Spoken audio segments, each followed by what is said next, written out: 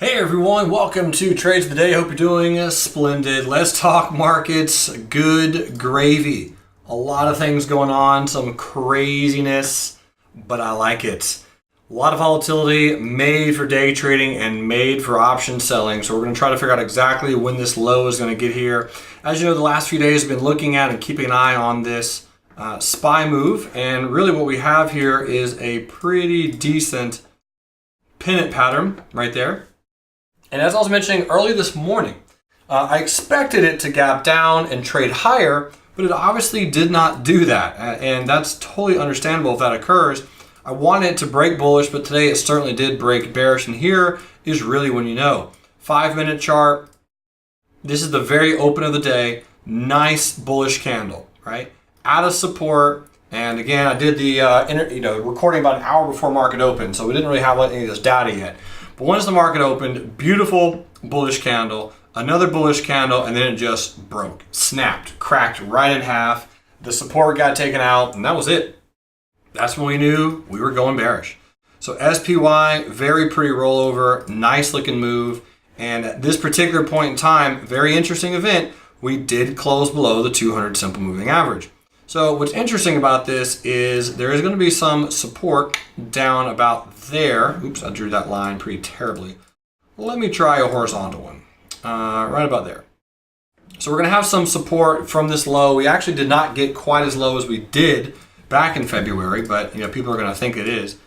Can't go too long without saying it looks like we do have a double top right here with a close below that neckline. We got some retest. So we probably do retest a little bit more tomorrow, next day with all the volatility we got, and likely go a little bit lower.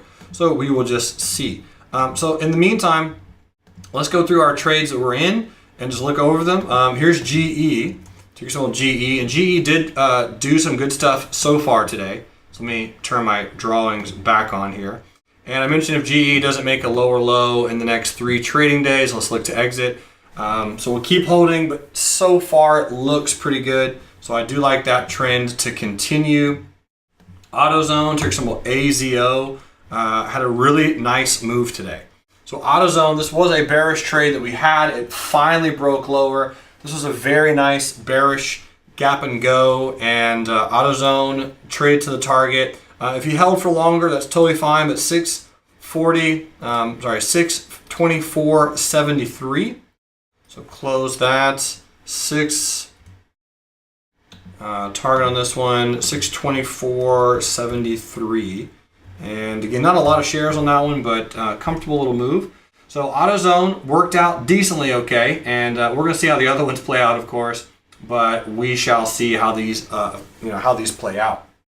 So what we have now is here's Dick's Sporting Goods, ticker symbol DKS, and Dick's Sporting Goods. Going to end up moving the stop today for sure. So I'll be putting the stop here at 32.79 will be the next stop on Dick's Sporting Goods, just right below that shadow. Obviously, it looks a little bit like a double top. Obviously, this very small pennant pattern did not break higher, and we were just in an immensely wild and volatile swing trade market. So again, I'm still going to have to start just keep cutting back on my swing trades and focusing on the day trade aspect of this. Now, these positions are very interesting because here on the SPY, as mentioned earlier, this particular option did trade up pretty nicely on the SPY, and the Qs got pretty close getting stopped out, but didn't quite do that.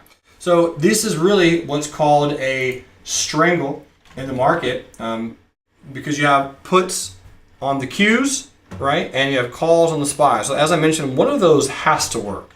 So the April 159 puts they were able to buy for 385 right now are worth about 575. But again, at some point in the day today, those were up pretty nicely. You had an opportunity to sell those at about $6, $6.75, $6.70. Really depends on how you played it. But again, nice little pop there on the Q and the SPY. So this is again a straddle, because we're looking for either the market to go up or go down. And if the market goes down, this position will work. If the market goes up, that position would have worked. And that did happen. That did occur on Thursday, And the Qs, these puts actually started working out today. So here's Best Buy, BBY. And Best Buy did pull back. I like the lower shadow. We got it pretty cheaply, $68.27. So we'll see if that actually ends up bouncing or not. But I really like the lower shadow, and it needs to start working tomorrow. And Lulu, here's LULU. So Lulu did pull back to, and we got filled at that 88.26. Here's 88.26, and we'll just end up seeing how and if Lulu ends up popping.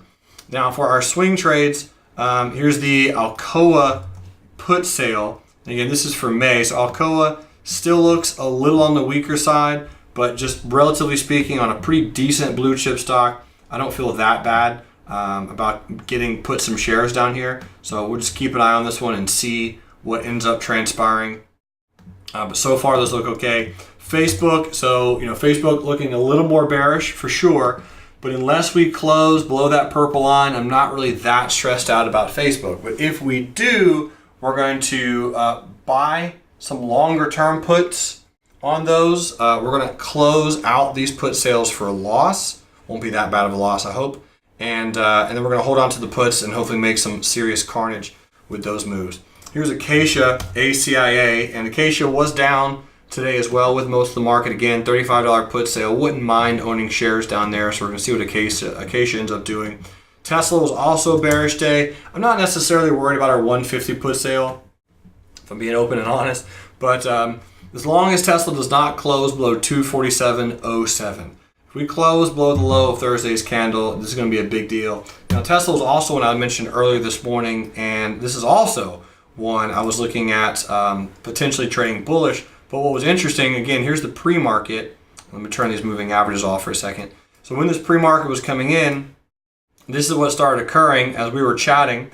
And right before market opens, I see this nice little double top forming. You get this really cute bullish candle that comes in right before market open. And that green line was me saying for those in the live trading room, guys, if we break this support on Tesla, I'm certainly not going to be bullish short term down into about 247, which is a very, very strong support.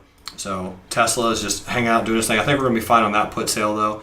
And Square, ticker symbol SQ, right? Got some put sales decently far away. Don't mind owning Square. We'll just end up seeing what this one does. I've been keeping an eye on Fitbit, ticker symbol FIT. So Fitbit just could not find any shares to short today. But if you're looking at buying some puts, that would probably make sense. This is a decent gap on Fitbit. And this might be one that you just hold some puts out there cheaply as you can to see how they roll over. So the only directional trade that I'm going to have today, most of them are just follow-ups, is going to be a $5 May put for 65-cent limit buy, which really could fill tomorrow on Fitbit. And again, this is a very nice gap and go. We made a new all-time low. It could fill this gap, but it seems to me that Fitbit is on some weird death spiral and just can't get its act together. So again, that's going to be my only official new swing trade for the day, mostly because we have so many to follow up on. We're already in a few right now, and you don't really want to overexpose yourself, right? So my stop on that one is going to be 0, which I like because there's no way we can lose a full risk unit on that trade. So I'm really a big fan of that. So we're going to see if this gap and go, really a perfect gap and go, continues as open, because that's not triggered right now. We're going to throw that in there. So Fitbit, keep your eyes on that to likely continue lower. I'll be reviewing some markets later this afternoon in my afternoon swing trading room, and I'll come back with you guys tomorrow and see if we can find some trades then. You were amazing. Thanks for tuning in, and until next time, love life, live life, and trade it. Bye.